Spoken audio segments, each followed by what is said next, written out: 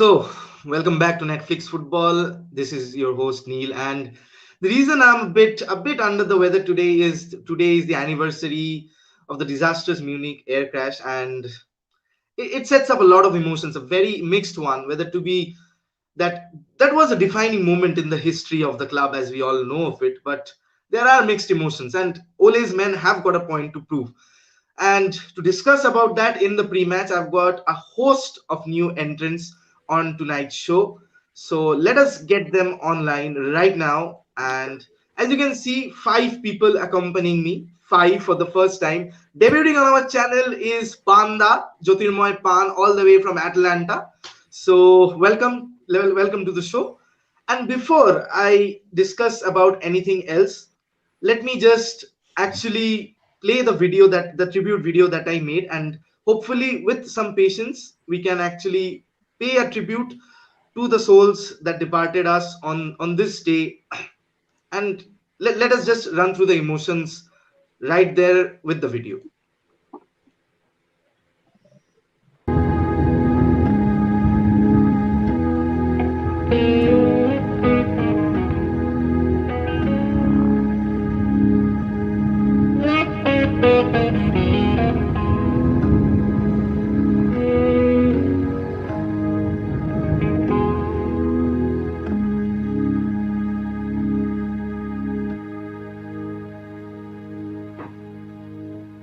These mist-covered mountains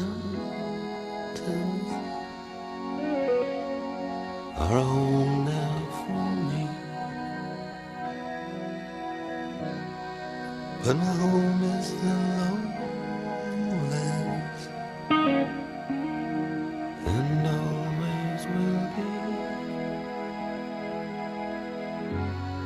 Someday you'll return to your valleys and your farms, and you'll no longer burn to be brothers in arms.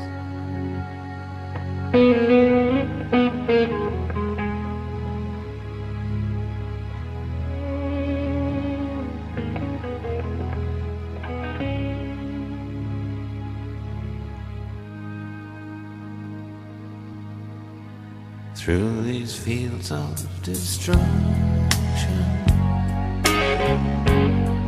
baptisms of fire, I've witnessed your suffering as the battle reached high, and though it hurt me so bad, in the fear and alarm, you did not desert me, my brothers in arms.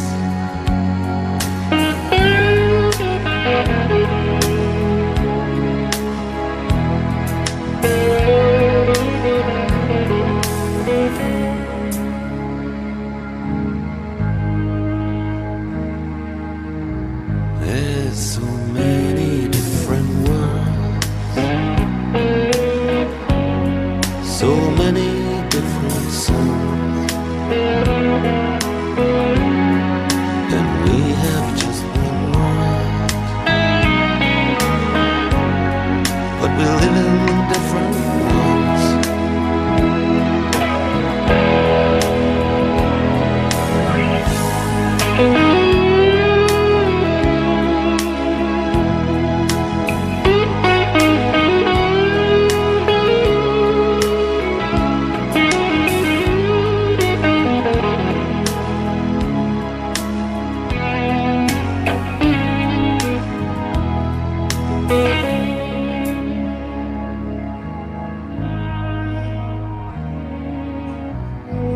Now the sun's gone to hell, the moon's riding high. Let me bid you farewell. Every man has to die.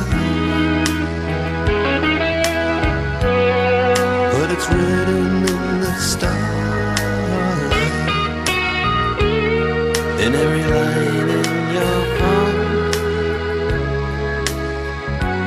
We're fools to make war on our brothers in arms.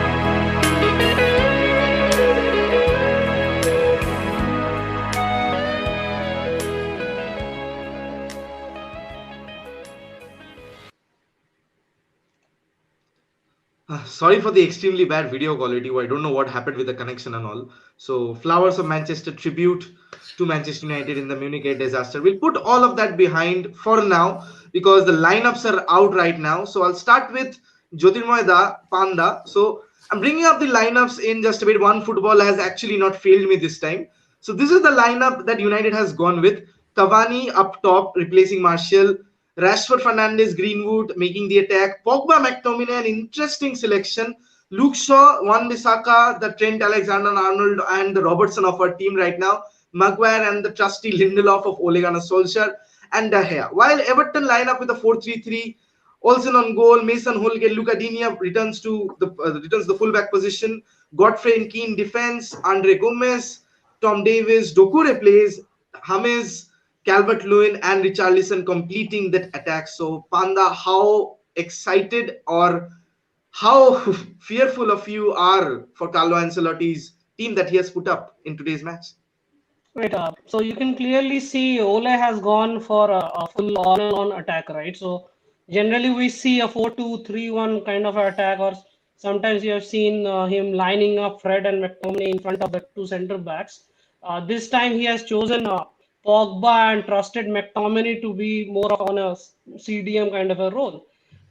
We all know Fred's energy, right? And we all know how difficult Decore can be in the midfield. So it would be interesting to see if Pogba can do his defensive duties as much as he was trying to do till a few weeks back, because we will need that. If they break through, we know James Rodriguez needs to be stopped to take the long range shots as well, right? So McTominay is full of energy, but I'm not very sure of Pogba. I think it's a very good time if Pogba can show us what really he can contribute to the team, both going forward and back. It would be interesting to see. And also, I would have preferred Bailly over Lindelof, especially if we have to play a high line.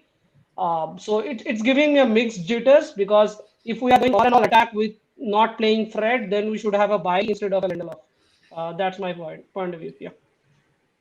Jivak, very interesting thoughts that since, like, we have had this discussion priorly as well, like you diss McTominay all you want, but he's up there with the numbers, he's up there with his performances.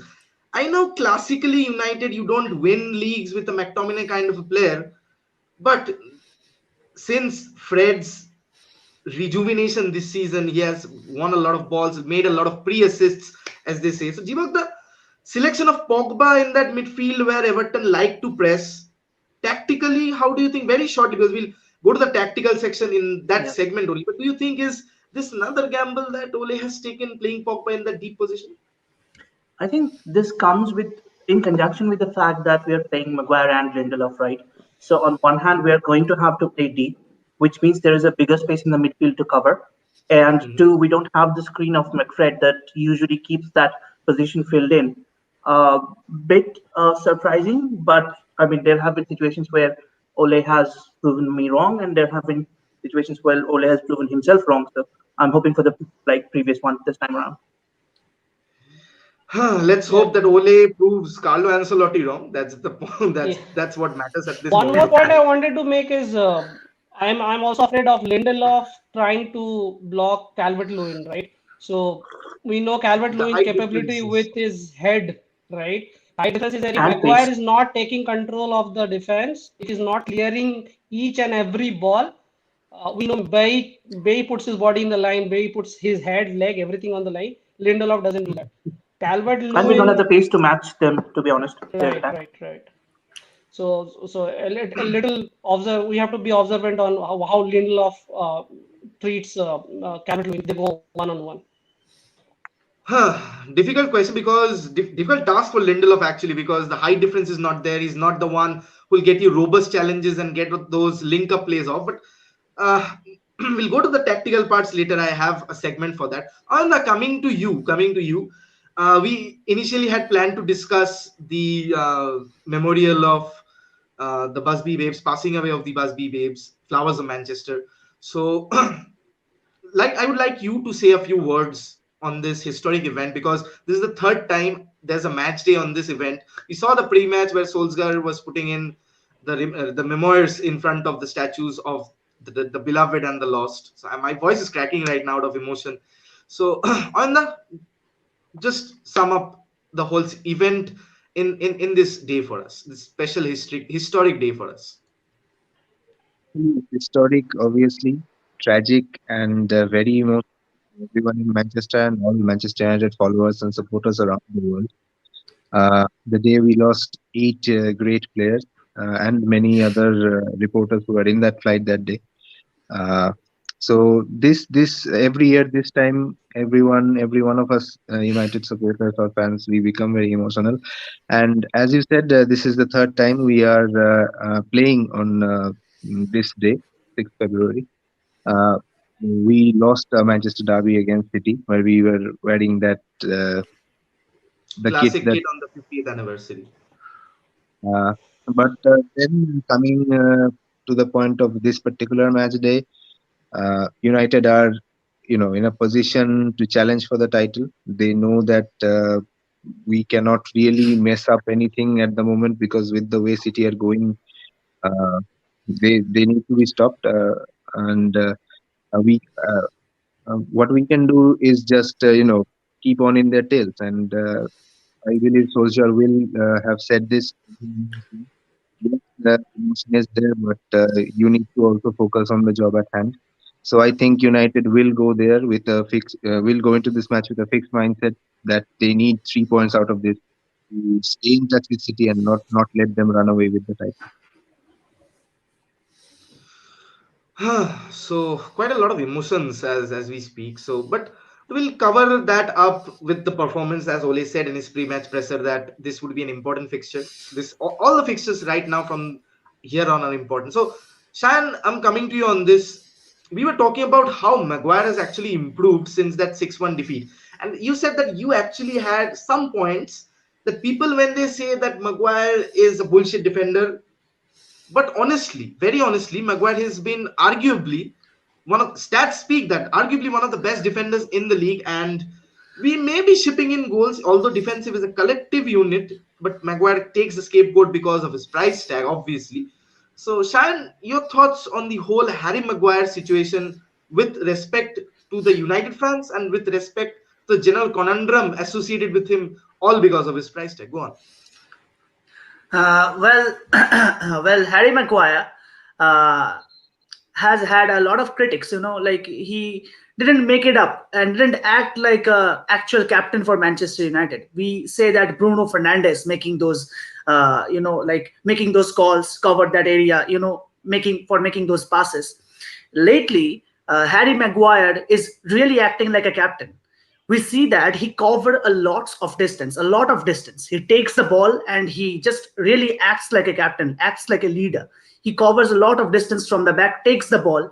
And we can say that a defender cannot act as like we say that an extra attacker. But no, a defender cannot act like an extra attacker, but definitely he can act like an extra midfielder.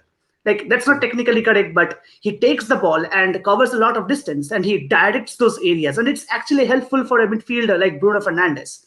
He like he adapts to positions. Like we can see that Bruno Fernandes is really aggressive and he doesn't like to lose the ball. He gets on the ball and he wants to win the ball as well. We have seen that a lot of times. So Harry Maguire is offering him the support, Bruno Fernandes, that support. He's covering a lot of distance. He's making those cut-in passes. He's making long passes, short passes, and in deadly areas. and it helps, and it mentally helps a player like Bruno Fernandes. When you have quality player like Bruno Fernandes, I'm taking the name of Bruno Fernandes because he's the most influential player in the team. But now Harry Maguire is really acting like a leader. He's making those slide tackles. He's making those clearances. He's getting more challenging.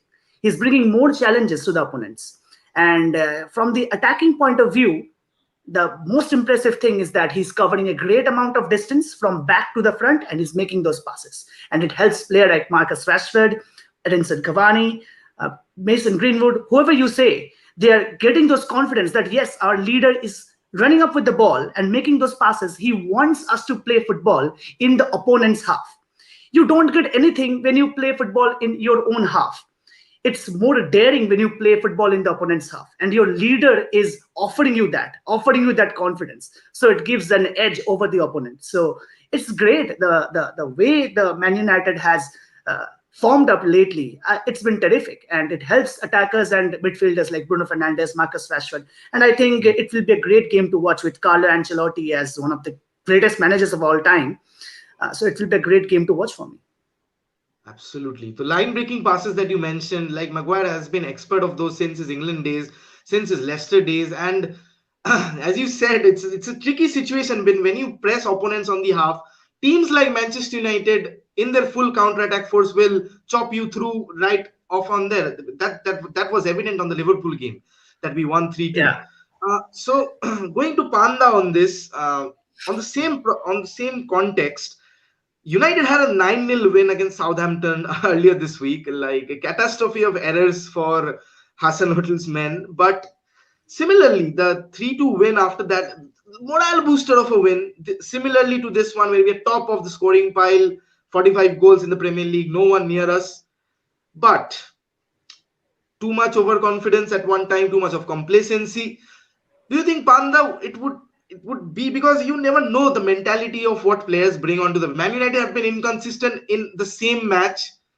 Like it's I don't know how to term this up. But Panda, do you think we are going to see something similar, or have United learned from the mistake earlier on? No, so just like you said, right? The football also sometimes is a game of the confidence, of the attitude the players bring, right? Now, a huge win or a huge loss can be catastrophic in both ways, right? A huge win can be giving you overconfidence and can also sometimes give confidence. Like we saw Martial score 2 of the goals. On another night, he might not have scored that, right? So having scored those 2 goals, now what happens? Martial is not in the playing 11, but he might be being subbed on at any point of time. Does he carry on with the same attitude? Does he bring the same attitude or not? Pogba took some rest, but before that, he was January's Manchester United Player of the Month. So does he put justice to the respect that has been levied upon him by the club by playing his best that he has been doing over good teams over the whole month of January, right? So it all depends. Again, I'll say before during the New Year's time, all the pundits, they were also scared of the same thing, that nobody can bet on Manchester United. I have seen bookies, and I know some of my friends who put money on matches, and they never put on Manchester United matches because they never know which Manchester United is going to come. Is it going to be the wicked one, the crazy one, the great one? You never know. We know Leipzig is the team that threw Bayern Munich away, and we thrashed Leipzig 5-0. And then when we just need 1 point, we lost we lost 3-2 or 3-1 from them, right? So we don't know, but hopefully, just as a matter of form, of confidence, of right attitude, just like Solskjaer said, football needs some right habits to be developed. If we are developing this habit of winning, not making those mistakes that we are making near the start of the season, I think we should be good to go in this match. Very well said, that the right habits that are needed. Solskjaer has been always this cultural reboot that he is planning, that the right attitude, the right players, the right mentality. All the signings have actually been in fruition. Although I'm not a supporter of what the Glazers has put us through the misery of the transfer window, Like Jadon Sancho not coming has hurt my feelings in an entirely different era. But similarly, you see all the things coming into place, especially when you talk about the juniors that have been in scintillating form. And on that prospect, Jibokda, coming to you on this, because we were actually watching the under 23 game yesterday, not together but simultaneously. Amad Diallo, very well talked about, phenomenal wonder kid, signed from Atalanta in the deadline day of summer, arrived this January, made Facundo Pelistri very honestly go out on loan because he's been that brilliant. Solskjaer has been very much vocal that Ahmad just needs a few more games to actually get into the strive of things, and it's not far away that he's in the first team. On the first debut match against Liverpool, scored a Panenka penalty, scored another goal, made in a couple of assists. Yesterday night, he had 3 assists. United were losing 4-2. He had 3 assists, one splendid taken goal, and performed magnanimously well with Hannibal Mejbri. And that combination was mesmeric to watch, considering that Blackburn has been the table toppers in the under 23s. So, Jeebak, how does this compare? That 6-4 win. Two questions on this aspect: that how do you rate the signings of Charlie McNeil, the Amad Diallo, Hannibal Mejbri, who has also been brought in last season for a record-breaking 9 million year for a trainee, very honestly, and even Shola Shotar popping up with the goals and assists throughout the campaign. Are they very much far off from the first team at this moment of time? That's a very good question, right? Because when I look at this United youth team, this reminds me of what Liverpool were doing 5 to 6 years ago with their youth.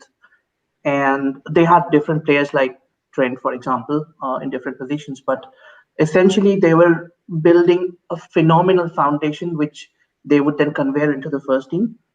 Their first team was really not there yet. They were losing their star players the year. They were calling it a rebuild, like we're probably going to lose POGBA this summer. So they really did not rely on the market. And anybody who knows about the Glazers know that we cannot rely on the market to supply, to be the conveyor belt for our first team. So what Solskjaer and Nicky Butt have done, and I absolutely admire them for it, is basically they have built the foundations of the next generations of this Manchester United team. Our youth scouting has been phenomenal. Our youth recruitment has been phenomenal.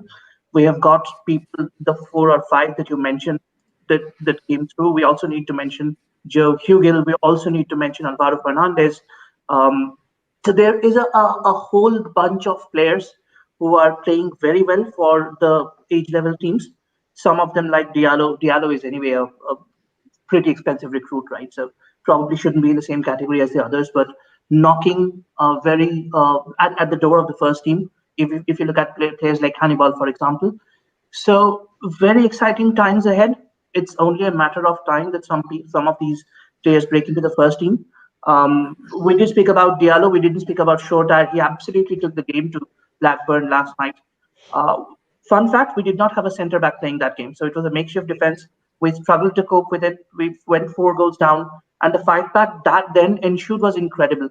At times, the interplay between Hugill, Charlie McCann, Diallo on the right, and with Hannibal pulling the string from the midfield was mesmerizing. If they can bring that to the Premier League, we have a very strong core of young players coming through. And I can only be excited about that. And it's a testament to the fact that even the likes of Raheem Sterling, that I say that on every podcast, that people criticize Marcus Rashford that he has 100 games. Similarly, Sterling's, if you see Sterling's curvature of growth, when he was at Man City, they spent heavily on him, 49 million. Until that second or third season under Pep, Sterling didn't actually grow the wings that he is showing right now. Aided to the fact that he had a midfield of David Silva and Kevin De Bruyne on their peak supporting him. Leroy Sané on the other wing. A striker of the caliber of Sergio Aguero, which United don't have at this point of time. The only creative midfielder is Bruno Fernandes, and probably a Paul Pogba coming in from January, showing his true colors from January, that he can be a Manchester United mainstay. Don't know if he will stay this summer or not. Either way, it's a good option. If he stays, it's good. If he doesn't stay, it's good as well.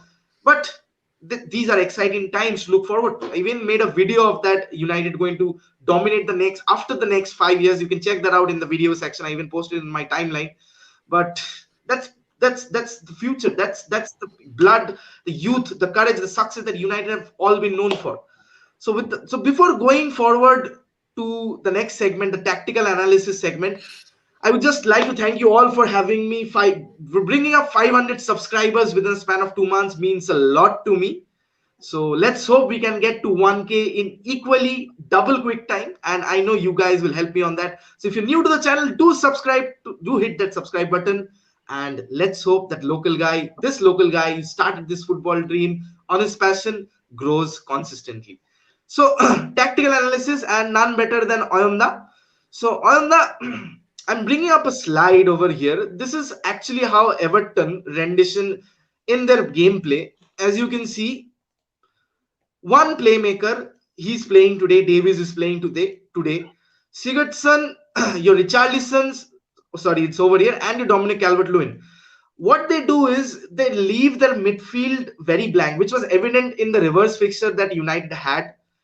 And very honestly, this slide, I know it's not a testament to Don Carlo playing over there, playing like that, but he's limited with the competitiveness of the Premier League, if we can put it that way, that he has to take a slightly defensive approach and then take a risk overloading the midfield in front of defense.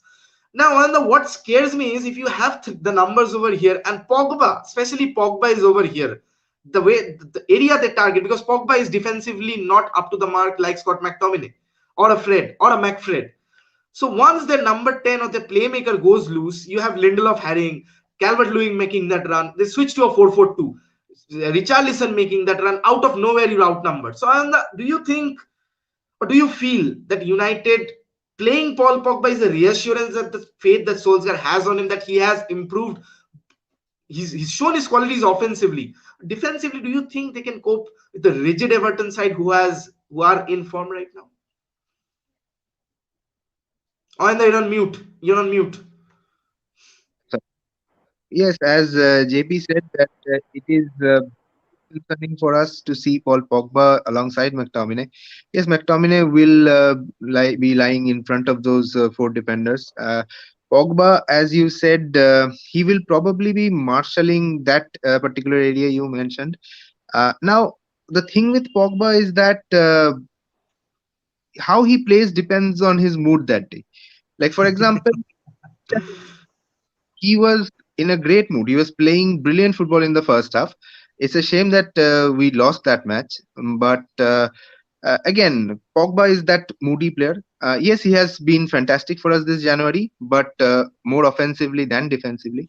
I don't know, but many people say that Pogba is there because he is that guy who can stop the press. He is that press-proof player, but he is prone to lose out balls in very bad areas. That is very haunting for the defense. Indisciplined on the ball, if you put it. So yes, Pogba in that position alongside McTominay is really concerning. But Ole has had his share of success in different games. He probably has a plan for playing there. Now, coming into the wider players, Richarlison, I think Richarlison will do most of the running. James on the other side will be the one creating the chances. Now, on the right side of the United defense, Richarlison will be going head to head with Wan-Bissaka. I think he can handle Richarlison quite well. He's been in good form, but as the game wears on, Ananda probably has a power cut, and this actually, Panda actually telling you, this actually happens in one of every podcast. Like, anyone loses their power or electricity, so third world country problems. But before going to, I want to go to Shayan. Shayan has been sitting idle for a long time. Shayan, you were expecting of Bruno Fernandes, that you were raving about Bruno Fernandes. So Demin Musad, thanks for joining in. Demin is asking, so how was Bruno Fernandes' performance, especially considering the fact that he had been looking for a goal or an assist in the few matches, have been on a goal drought to, yes, phenomenal numbers. That's one way of putting it. But very honestly, do you think that Bruno Fernandes' performance has he peaked enough, like the performance that he has put in, or do we see more to come? Bruno Fernandes, I will say that he has been taken off a few moments, and it has ruined his kind of attitude, the way he goes on in a game. There was a bit of he wasn't okay to being subbed off into consecutive games, and he had a fight in one of the matches. So I think it ruined off his attitude as well, and and it's necessary for every player. And we have seen a lot from Bruno Fernandes. And apart from scoring goals, I think his presence in the team is more important than scoring goals. Winning the match is important, and not an individual's performance is not that much important, because football is a team game. And his presence in the field sums it up everything. The way he manages the midfield, he's the boss of the midfield at the moment. And he always acts like a captain, even though Harry Maguire is the captain. So what I have to say is that he makes those aggressive runs and aggressive crosses and passes. He covers a lot of area in the mid portion as well, in the wing portion, when somebody is missing out, like Aaron Wan-Bissaka or Luke Shaw is having an off day. Not really. We see Luke Shaw is having an off day because he has been declared the man of the match in a lot of the matches, and Aaron Wan-Bissaka sometimes loses in by failing to make those crosses, and Bruno Fernandes take those areas and he makes a use out of it. So even when Bruno Fernandes is not getting goals, he's making those passes, he's managing those midfield areas, which is very, very much crucial for the team. And I think there is a lot more to come from this young man, and I think it will be good for United to, and Ole Gunnar Solskjaer's man managing, which I have to say is really, really good. He knows the mentality of all the players, and he knows when to play and which player to play and in which matches. Sometimes he's wrong. Yes, of course, we have had a discussion on this, but I think whatever Ole is doing and whatever Bruno is doing, I have full faith in him. And I think there is a lot more to come. Always hoping for the best, and I will always say positive and nothing negative. So I think there is a lot more to come from Bruno Fernandes. That's it. One point I can, sorry to interrupt. One point I wanted to make is, one thing I expect going forward from Bruno is his game management, right? So basically, we see him, he's a flair player, okay? So there's no denying that. Absolutely. He doesn't play like that with Portugal because there is a bigger flair player there. We know about him. But when he plays with United, he, just like Cyan said, he's the boss. Nobody matches his through balls. The ball he made to Martial, I don't know whether it was talked about too much, but the exact point he knows Martial is going to make a run, the lobbed ball over the top of two defenders directly to Martial. He's the only person in the team, maybe POGBA, very fewer chances, but sometimes POGBA does that, but he's the one who does that all the time. But what we want from him is when the game is in control, let's say we are 2-0 ahead and 3-0 ahead, can Bruno help us control the game, right? When I say control the game, avoid making those passes, have the possession, maintain the possession, keep attacking. I'm not saying Bruno sideways passing or backward passing, but try to see if we can control the ball, if we stop losing the ball too much, because he has been more or less criticized for losing the ball too much, obviously in the opponent's half. But when we maybe are leading 2-1 and maybe we can control the game, that time he loses the ball and there is a counter attack or things like that. So I think that is where I would like to see Bruno more, where we have seen the best of the midfielders in the world do better, right? Just yes, I have one thing. I have also one thing to mention. I'm sorry, Neil. About that thing, that if he can control the game, and it's been a lot of times, Ole Gunnar Solskjaer has also told Bruno Fernandes that he complicates a lot of passes. When he can simplify those passes in a simple manner, he complicates those passes, or he makes such runs, weird kind of runs, which sometimes work out. But we know that he complicates those areas, the way they plays, and sometimes we miss out on a lot of chances. And he also gives the ball away, as he said. So I think I completely agree with that. When a team is playing low block and then sitting at the back, you have to make those innovation kind of thing. But let's say when you are ahead, when you're 1-0 up, 2-1 or whatever, right, and you just want to cool out the game properly, you don't need to make those Hollywood passes at that point of time, play an 80-meter long pass and try a shot from 35 yards. You don't need to do that, right? So those are the things maybe we Absolutely. can expect Bruno to be better on in future. We have seen nowadays the coaching sections shout at Bruno, patience, and all those things, right? I think they know that problem, but yeah, Bruno is a player. Just like I said. He So might not hopefully Absolutely. listen Bruno to them all the time. Bruno actually is a kind of player who doesn't hold back on anything, and yeah, he's trying to improve his game management to all sorts. But one thing is not being talked about is who is going to be on the end of the passes. Like, is it Martial? Is it Cavani? Is it Rashford? Is it Greenwood? But at the moment of time, Ole Gunnar Solskjaer is undecided between the number nines. It's either Cavani or Martial. No one has botted down the, let's say, that position for their own. Jibagda, very interesting to say, because with the hype that Cavani came in, yeah, he's got his fair share of goals, but he's dreadful on the Liverpool match except hitting the post. Got one goal, but he hadn't been performing very well. Martial, the interplay stuff was fantastic.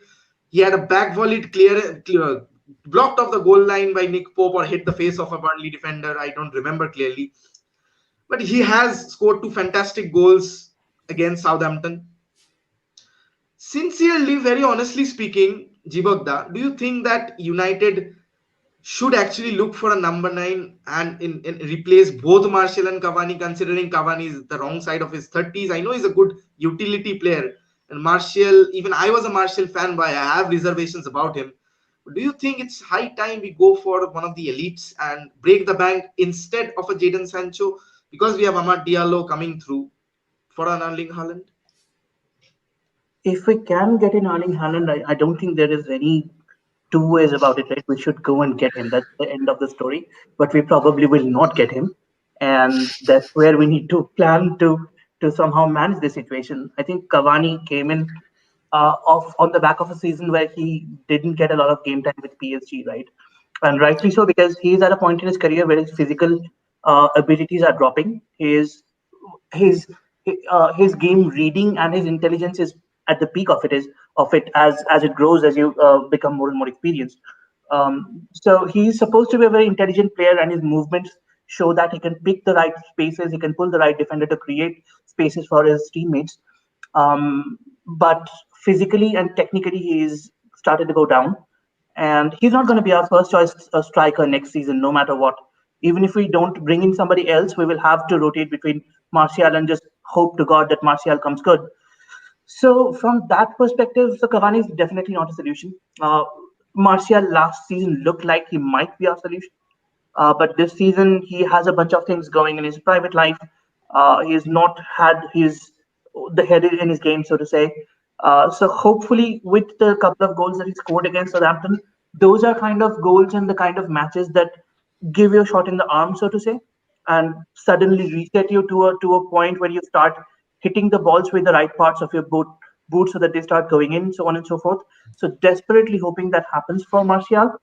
Um, Otherwise, like you said, we will need a reinforcement in that position, but I cannot be hopeful that we will bring one next year. Do you think that his replacement, maybe not an Erling Haaland, but a Dominic Calvert-Lewin, is on audition for tonight? Jivagda, continuing with you.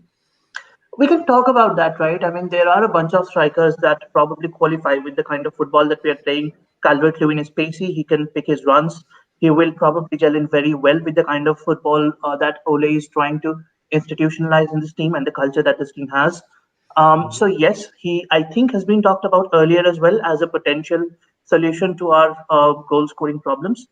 Um, so good player to look at. At the same time, I don't think I've heard anything definitive that says that we are looking at him. I've even heard stories about Josh King, but not Calvert-Lewin to such an extent.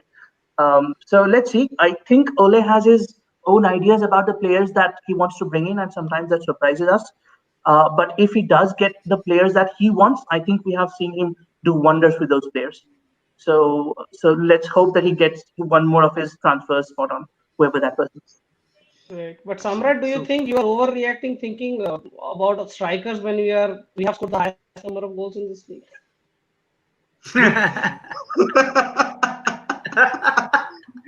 it's a good point. It's a good point. But similarly, like you and I had a discussion earlier where we actually came through and became friends. is that you cannot win a league like with a McTominay. Yeah, it's a brilliant bench player. Similarly, even both or either a Cavani or a Martial is a brilliant backup option to a world class option. City of Aguero. Martial is on the level of a Gabriel Jesus. Gabriel Jesus doesn't start if Aguero is fit in his prime. I don't want to talk about Chelsea. They don't know what they're doing, even though Tuchel has come in and held their reins. They have a Giroud. They have Tammy Abraham. They have a Timo Werner. Like, they are set, but they don't know how to play their brand of football. Chelsea fans will come bashing at me right now. And talking about bashing, I'll take a few. Yeah, go on. Maguire has more goals than Timo, right? Or similar. Oh, he's the best striker in the Premier League at the moment, Timo Werner. But what I had him cross winner, to be honest, for a long time. This is the week he scores. And he doesn't. But he won a penalty last week. He won a penalty last week. So Yeah. Almost there. Almost, right? So Ayanda is doing a grim face because I follow his FPL advices. So actually, we'll take a few comments about the refereeing over here has been bullish. Like Mike Dean, Herbert says that Mike Dean needs to be demoted. Another controversial red card happened. Actually, they sent off Souček. So whoever had Souček in their team, best of luck. I didn't.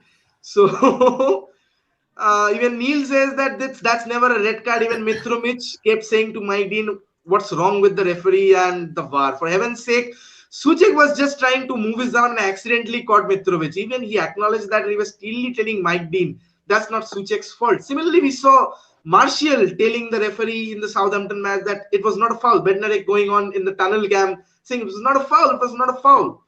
And the standard protocols, if you ask me, that if you hit a player intentionally or unintentionally, if you crisscross his movement or if you obstruct his movement of a clear goal scoring chance, if it's a foul, it's a red card. There's no two ways about it. It cannot be a yellowish, an orangish. It cannot be that. If you give a penalty, it has to be a red card because he's the last man. Or do you think that we talked about how ISL is suffering from referees and needs VAR? Do you think that this VAR will improve what Indian football has? Not talking about Indian football. How do you improve this? Like, if it's gone, people will say that they need VAR again. So it's a conundrum that Mark Lattenberg was talking about in a podcast, and wonderfully he said that. But do you think things are getting out of hand right now? Yes, in the past couple of weeks, VR has taken some very, questionable decisions. And I've been noticing one thing about VAR since it was introduced is that an on-field referee's decision cannot be overturned unless there is a clear and obvious error. Now, what is this clear and obvious error? That no one actually specifies. Like, I mean, if a player is offside goal, like how does it happen? Like, there's a joke attached to it. That men pass on the chivalry asking women if they understand football. So tell me, what is the offside rule? Now we men don't even know what is the offside rule after watching that. Yeah, go on. For the viewers who had not watched that game, it happened as such, like one of the City players headed the ball in a direction of a City player who was, I think, Bernardo Silva, who was clearly in an offside position. He was ahead of the last defender. That was Tyrone Mings.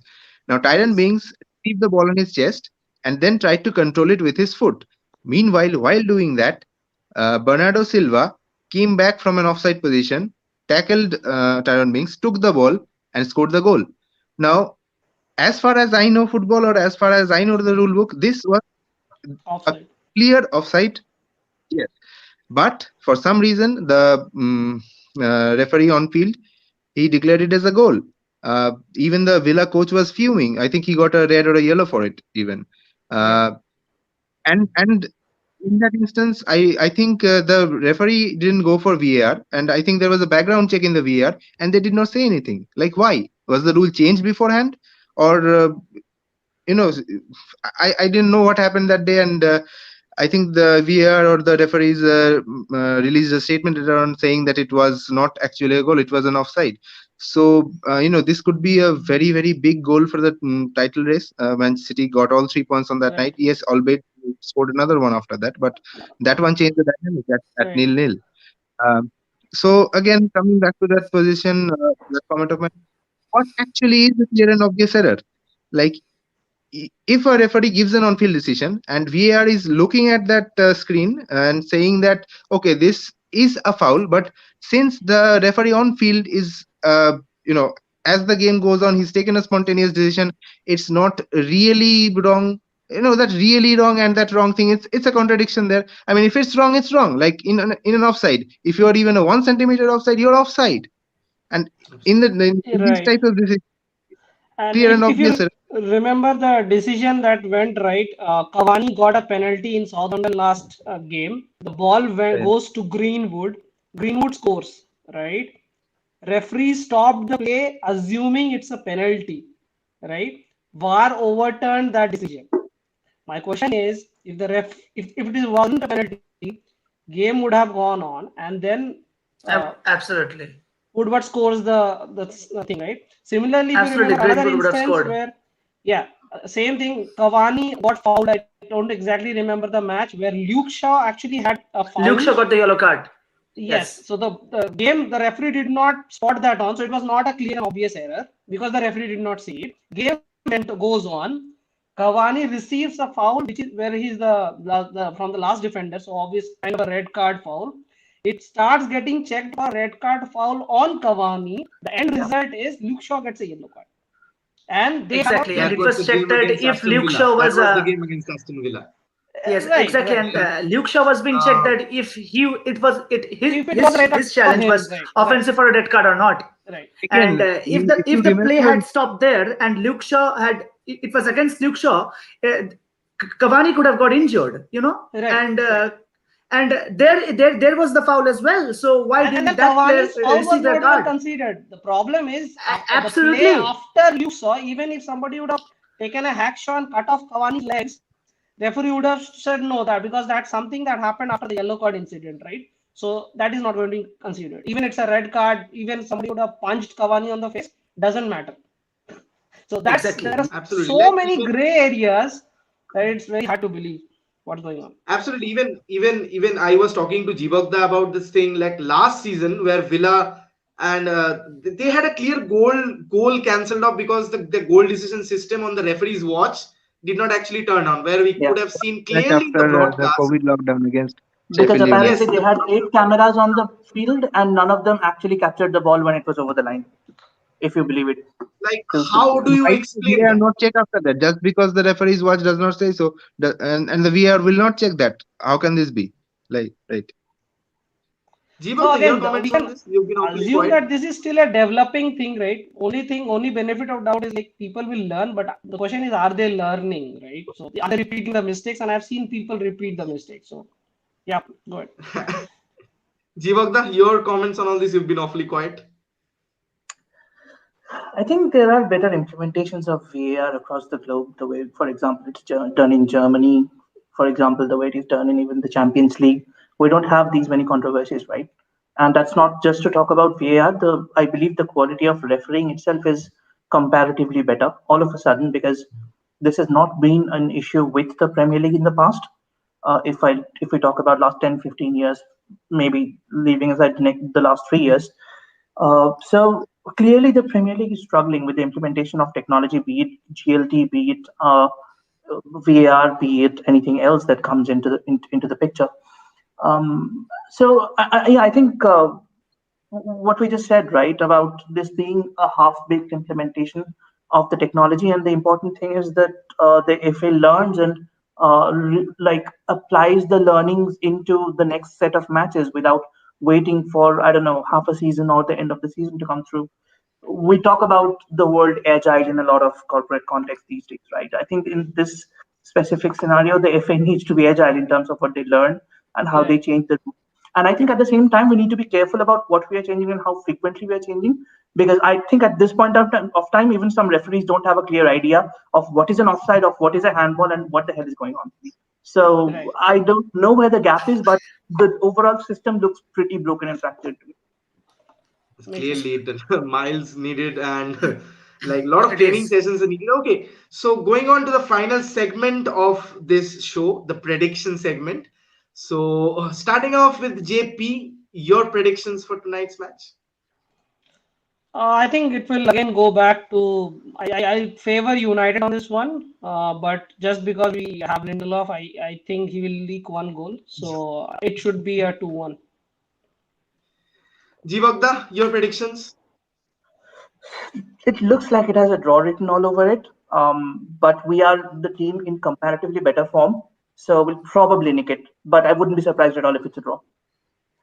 Shayan, with United's recent outstanding stunt in the front of goal, do you think they'll be complacent or they can actually manage a victory against a tough Carlo Ancelotti side? Actually, I trust Marcus Rashford and Oli, and that's why I'm watching this match actually very closely, because they're attacking really well. And I'll never go with a negative prediction, and I'll always go with an aggressive prediction every time. So it will be a 3-0 win to Manchester United. That's bold. That's bold. So, Ananda, coming to you finally on this. As we discussed, United are actually playing Marcus Rashford on the left, where he's more dominant, where he can actually dribble the ball better than being on the right, where his natural stance is not quite as effective. So Greenwood on the right, finally finding form, despite the fact that he didn't have goals last match, but the last Dan James goal, the ball he played in was a peach, where what Bruno headed it in, and Dan James with the rarest of finishes.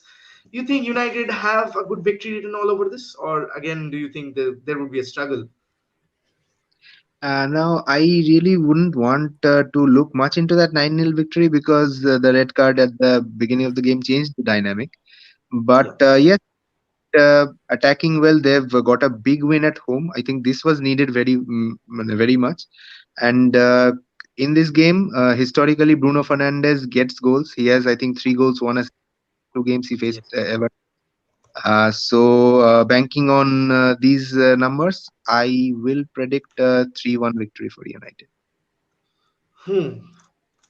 So mostly one draw and rest all wins. So, but I'll actually go for a draw, because I think the syndrome that United has is after a big match or a big performance, that usually lacks their fitness or their competitiveness, and they get struggled out. And the match against Leicester, the match against Sheffield were all disasters, where we leaked in goals. Like, we concede first, then we come back, and then suddenly there's this tension building that leads to a loss of points. But it's a long league. City have a lot of fixtures to play, and I think, very honestly, if United can maintain their form, I don't expect United to be title challengers. I'm telling to all of you. But if we can do a top 2 finish and improve on last season, it's definitely progress without the lack of signings. And I hope Ole Gunnar Solskjaer maintains his message to the Glazers and brings in a right winger, a defensive midfielder, a defender, and for heaven's sake, someone to actually bench Wan-Bissaka, because that guy is going to die because of malnourishment or like he is going to die on the pitch. He gives his all, that's fine. Hope he eats Richarlison today. Hope he eats Richarlison today for dinner. Yeah, absolutely. Right. So That okay, was that was very pretty much bad. about the show. That made it. 5 minutes to kick off. I'll let you enjoy your loo breaks at this point of time. So not saying a jobby, because the referee, Scottish commentator, got sacked for taking a jobby on live on their streams. Let's hope Jose Mourinho and Eric Dyer is not listening. So with that, we come to the end of this show. Thank you, JP, for joining in. Shayan, Jivagda, Ananda, usual suspects. And this is your boy Neil bidding you goodbye. And if you're new to the channel, hit that subscribe button. The road to 600 is on. All of you, share this. And if you watch at 2x speed or 4x speed, you can still catch the tactical analysis before the match, because most of what we speak over here is what actually happens. So all FM managers looking for new recruits, we have Jivagda, and all tactical analysts, we have all of us right in front of you. So let's hope for a good match. GG Mew. Bye-bye for now. See ya.